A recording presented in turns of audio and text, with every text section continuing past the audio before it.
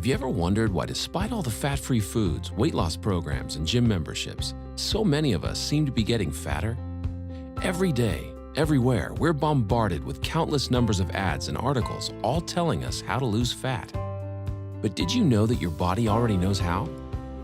As you eat, your body converts food into glucose, a simple sugar that travels through your bloodstream. This glucose is the primary food for your cells. Whether it's a muscle cell, a brain cell, or a cell in our heart, they all feed on glucose. As glucose moves through your bloodstream, your pancreas produces a hormone called insulin. Insulin is the gatekeeper of your cells. It opens the door, allowing glucose to enter in and be used for your energy needs. Without insulin, your cells can't be fed from the food you eat. But what if you eat more than you need? Well, along with your brain cells and muscle cells, you also have fat cells. Your cells never eat more than they need. So when you have more glucose than your cells can allow in, the excess amount enters fat cells. Once the glucose is out of your bloodstream, with your cells having been fed, and the surplus having been stored away in your fat cells, then insulin closes the doors to your cells and slowly leaves your body. When your body needs more energy, or glucose, and you don't have any food handy, it turns to the fat cells and the free fatty acids stored inside them. These free fatty acids leave your fat cells and go right back into the bloodstream to feed all your other cells. They don't need insulin to open the cell doors. That's why they're referred to as free fatty acids. This natural process of storing fat when you have too much glucose and burning fat when you don't have enough glucose is how your body was designed to work. And in a perfect world, eating a perfect diet, everything works perfectly. Unfortunately, we don't live in a perfect world, and most of us don't even come close to eating a perfect diet. As a result, we don't benefit from this natural process very often. Instead, we suffer by storing too much fat and rarely, if ever, burning any. Let's take a look at a typical breakfast in our imperfect world. When you get up in the morning, the first thing you might have is a breakfast fairly high in sugar and processed foods. When this kind of food enters your body, it's converted into glucose very quickly and rushes into the bloodstream. The more sugary the food, the faster and higher your blood sugar or glucose level rises. Your pancreas senses the sudden spike in glucose and responds by pumping out insulin, creating an insulin spike to correspond to the fast-rising glucose. The insulin does its job and opens the door to your cells. All of your working cells are fed, and all of the excess glucose is then stored in your fat cells. Now, this process happens fast. Once insulin arrives, the glucose level in your bloodstream goes back down pretty quickly. However, it takes much longer for insulin to leave the body.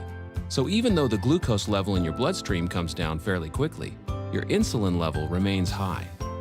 This can be a significant problem because as long as there is insulin still in your body, the free fatty acids stored in your fat cells can't be accessed.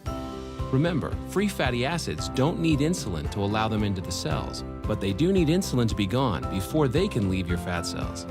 Your body needs constant energy, but the free fatty acids can't leave your fat cells. On come the cravings, the irritability, and so you eat. Your glucose level then spikes right back up. Your body releases even more insulin. The doors open, the cells are once again fed, and excess glucose is put into your fat cells. With your insulin level remaining high, you're still not able to release any fatty acids, so you continue adding to the fat storage but never taking any out. This cycle continues through lunch, mid-afternoon snacks, dinner, and so on.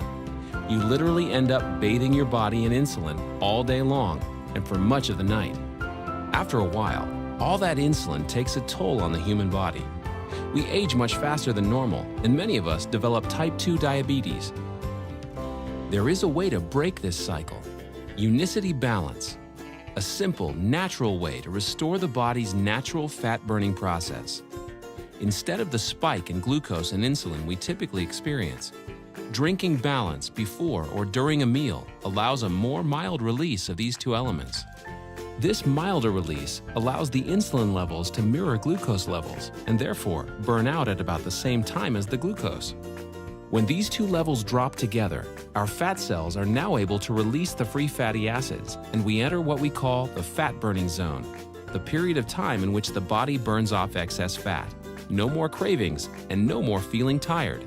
After a couple of hours in the fat-burning zone, we're ready to have balance with our next meal, and we start the cycle again, storing less fat and burning more of what we already stored. Along with unicity balance, eat 3 healthy, well-balanced meals that include lean protein, healthy fats, and complex carbohydrates. Number 3, space your meals appropriately. Allow at least 4 hours between breakfast and lunch, 4 hours between lunch and dinner, and 12 hours between dinner and breakfast, allowing your body to burn fat even while you sleep. Number 4, increase your physical activity. You don't need to become an exercise fanatic. Just find opportunities to do a little more each day. Number 5, decrease the amount of sweets and processed foods you eat. You should especially avoid soft drinks and so-called sports drinks, which can be full of sugar and cause a huge release of insulin. So help your body do what it already knows how to do. Help it get into prime shape.